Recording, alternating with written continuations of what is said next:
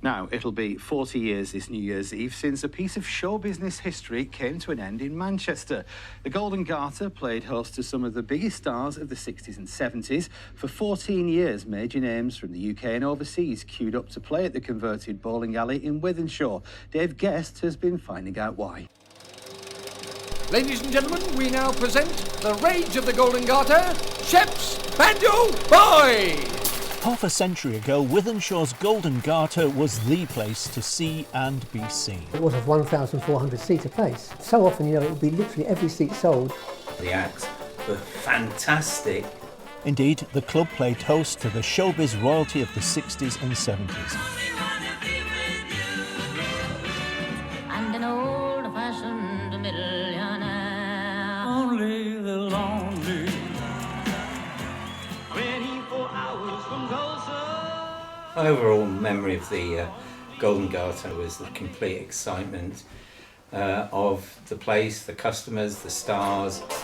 They were often supported by Manchester band Shep's Banjo Boys. I was going from a day job of being a computer programmer to suddenly being on stage with a 7-piece band. There's only one word for it, Dave: electric. John Orchard played piano with the Banjo Boys.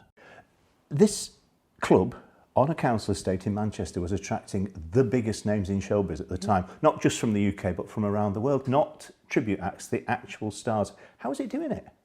I think in the end it was just probably a contract that made sense. They looked at the contract, thought, yes, that money's fine.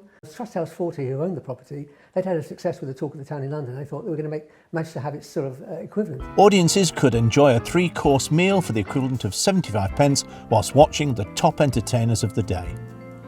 It's possible international stars might have been surprised to find themselves performing in a former bowling alley at the heart of Britain's largest council estate. So did you find that some of them arrived, especially the ones from overseas, and they were just a tad disappointed when they saw it? Well, I never heard a story to confirm that, which is a shame, because it would be lovely to sit here and say Martha and the Vandellas were really upset. I think the thing was that it was a bit like the TARDIS. On the outside, very unimpressive, but when you're inside the Golden Garter, it was like a 5-star venue. Well, as the 70s gave way to the 80s, public taste changed, and the cost of attracting top stars went through the roof. The Golden Garter had had its day. It closed for good on New Year's Eve 1982. The then General Manager, Paul Cooke, was the last one out, and so of course he turned out the lights. And Paul, what went through your mind on that night? Locking those doors was very sad.